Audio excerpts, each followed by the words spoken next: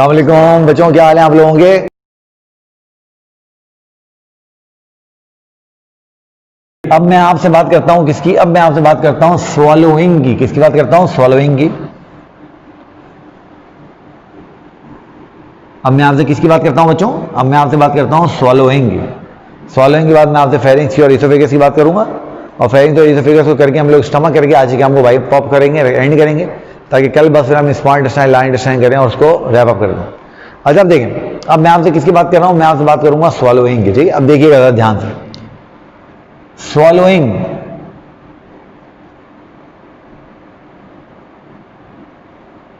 इसका दो तीन आसान वर्ड इसके लिए इस्तेमाल कर सकते हैं। इंजेस्ट करना, निगलना। स्वॉलोइंग का मतलब भी निगलना होता है, तो आप इसको स्वॉलोइंग कहो या इंजेक्शन कहो, इंजेस्ट करना कहो, बात एक ही है।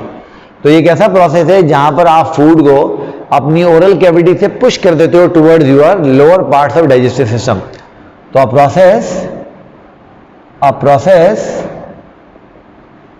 इन which bolus of food is pushed towards lower parts of digestive system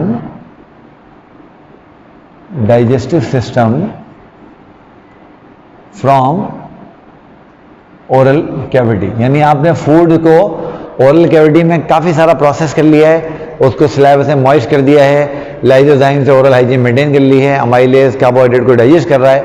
इतने सारे काम करने के बाद आप चाहते हैं आप उसको फर्दर प्रोसेस करें। दांतों ने उसको चबा के मैकेनिकली डाइजेस्ट कर दिया है। अब आप उसको चाहते हैं कि आप उसको जो है वो नीचे पुश करें ताकि वो और प्रोसेस हो, तो इसके लिए हमें स्वॉलोइंग की जरूरत होगी। याद कर लें, स्वॉलोइंग का जो स्टार्ट होता है वो वॉलंटरी होता है। Swallowing begins as voluntary process। याद कर लीजिए, स्वॉलोइंग जो स्टार्ट होता है वो एज ए वॉलंटरी प्रोसेस के तौर पे शुरू होता है। यानी आप खुद जब तक ना निगलना चाहें आप खाना नहीं निगलते। आपको पता है ना, आपने च्युइंगम मुंह के अंदर रखी, अब आप उसको चबा रहे हैं। Now it's all up to you कि आप चाहो तो च्युइंगम को स्पिट आउट कर दो, थूक दो उसको बाहर, या आप चाहो तो उसको निकल जाओ। इस तरह आप देखते हो आपने पानी का सिप मुंह में भर लिया, अब आप चाहें तो उसको माउथ के अंदर रिंस करके घुमा के उसकी कुल्ली कर दें, जैसे आप वुदू के अंदर करते हो, या चाहें तो आप उस सिप को जो है वो स्वॉलो कर लें, पी जाएं। तो स्वॉलोइंग का जो स्टार्ट होता है, बिगिनिंग होती है, याद कर लें, वो वॉलंटरी होती है, वो हमें खुद करनी होती है। कैसे करते हैं? कैसे करते हैं? वी क्लोज आवर लिप्स, हम अपने होंठों को बंद करते हैं। अभी थोड़ी देर पहले मैंने आपको बताया था कि स्वॉलोइंग तब तक नहीं हो सकती जब तक हम होंठ बंद ना करें। वैसे हो जाती है उसके अलावा भी, मगर नॉर्मल स्वॉलोइंग में होंठ बंद करना जरूरी है। तो सबसे पहले आप लिप्स क्लोज करेंगे, होंठ बंद किया आपने। नंबर 2 आप क्या करेंगे? नंबर 2 आप टंग को एलिवेट करोगे। आप टंग को एलिवेट करोगे, टंग एलिवेशन। इसलिए आपने देखा कि जब भी आप स्वॉलो करते हो ना, अभी बैठे बैठे अपना स्लैब स्वॉलो करो, तो जैसे आप अपना स्लैब स्वॉलो करोगे आप बाकायदा महसूस करोगे कि आपकी टंग ऊपर उठ के जो पैलेट है, हार्ड पैलेट, उसको टच कर रही है। और तीसरी बात, फेरिंग्स के मसल कॉन्ट्रैक्ट करते हैं, और ये कॉन्ट्रैक्ट करके दो काम करते हैं। एक तो पैलेट को ऊपर उठाते हैं ताकि नेजल कैविटी का रास्ता बंद हो जाए। नंबर 2, फूड को नीचे पुश करते हैं। इसलिए अगर आप अभी अपना स्लैब दोबारा स्वॉलो करो और अपना हाथ यहां पे रख लो गले पे जगह पर, तो जैसे आप स्वॉलो करोगे आपको बाकायदा इस जगह पर एक कॉन्ट्रैक्शन की ना वेव सी महसूस होगी। तो muscles of pharynx contract to close nasal cavity, ये मैं अभी आपको डायग्राम में भी समझाऊंगा कि ओरल कैविटी और नेजल कैविटी आपस में कम्युनिकेट कर रही होती है, मिली हुई होती हैं। To close nasal cavity by soft palate and, और उसके साथ क्या करती है? Push food in pharynx. और साथ ही ये जो फूड है ये उसको ओरल कैविटी से निकाल के फेरिंग्स के अंदर पुश कर देती है। ठीक है, उसके बाद जो भी सारा काम होता है इसका वो इनवॉलंटरी होता है, हमें उसकी इतनी फिक्र करने की जरूरत नहीं है। मगर यहां पर हमें एक बहुत इंपॉर्टेंट कॉन्सेप्ट समझना है, तो आइए वो मैं आपको समझाता हूं। अब देखें होता क्या है। होता यह है कि जब हम देखते हैं किसको, अपने ओरल कैविटी के डायग्राम को, और ये मैं आपको पहले भी बता चुका हूं एक दफा जब हम रेस्पिरेटरी सिस्टम पढ़ रहे थे, तो देखें ऐसे होता है। अब देखें ये आपने किसी की भी नोज बना ली और ये उसकी ओरल कैविटी, ये देखें ये इसकी ओरल कैविटी, ठीक है, ये उसकी नोज है और ये उसकी ओरल कैविटी है।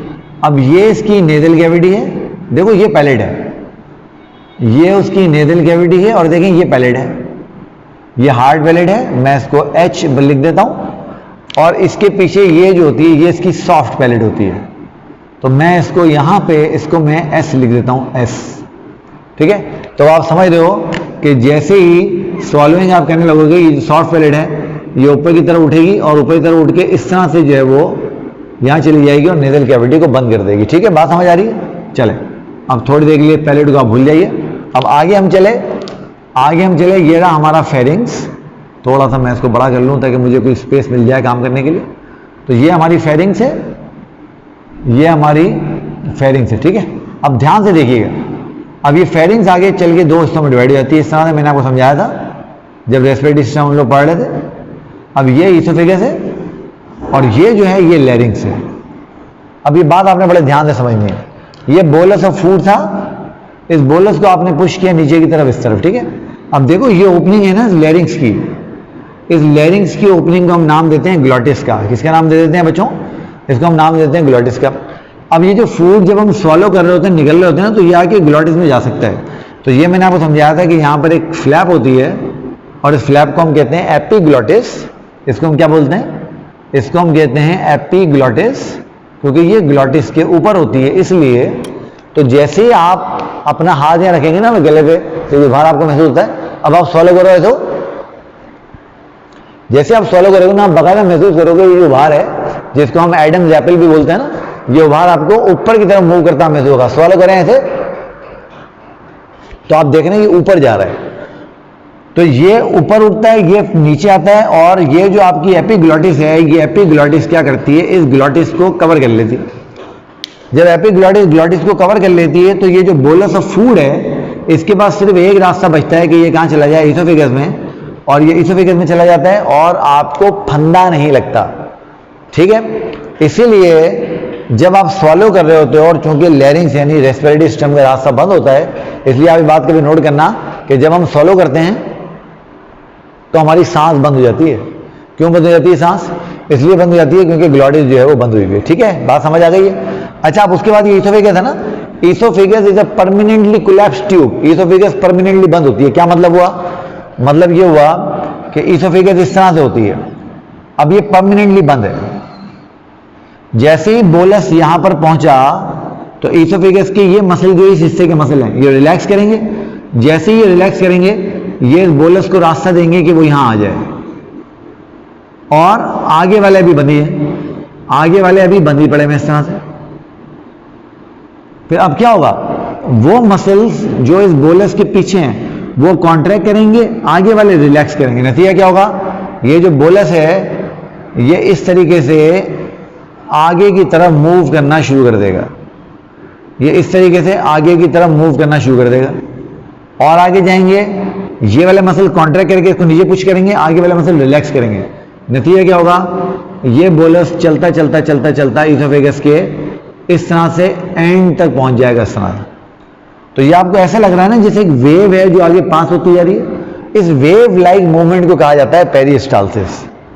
इस वेव लाइक मूवमेंट को हम क्या नाम देते हैं? पेरिस्टाल्सिस। तो पेरिस्टाल्सिस क्या है? Is a wave like movement, wave like movement of our digestive system. ये सिर्फ ईसोफेगस में नहीं होती, याद कर लें कि इंटेस्टाइन में भी होती है। ऑफ आवर डाइजेस्टिव सिस्टम, ये हमारे डाइजेस्टिव सिस्टम की वेव लाइक मूवमेंट। और ये क्या करती है? ये क्या करती है? ये प्रोपेल करती है फूड को फॉरवर्ड। तो प्रोपेल फूड फॉरवर्ड, ठीक है बच्चों, बात समझ आ रही है? अच्छा, अब यहां पर एक बात बहुत अच्छे तरीके से समझ लो और ध्यान में रख लो कि फेरिंग्स का और ईसोफेगस का डाइजेशन में कोई रोल नहीं होता। तो ये मैं रेड मार्कर से लिखूं, ये इतने याद रखने वाली बात है। तो मैं यहां लिखता हूं कि फेरिंग्स एंड ईसोफेगस